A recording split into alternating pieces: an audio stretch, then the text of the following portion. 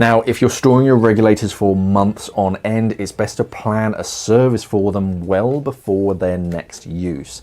The last thing that you want to do is to get your regulators out for the big dive trip and then they free flow. But your dive center is backlogged because everybody else is getting their regulators serviced at the same time. So you now have to skip that big first dive.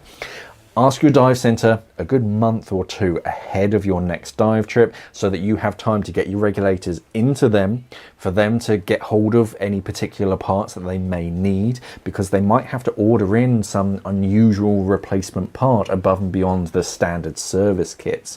You then of course have to get them back from the dive center and then take them on a check dive if adjustments are needed. And of course this all takes time, so give yourself a good couple of months to at least think about getting it done.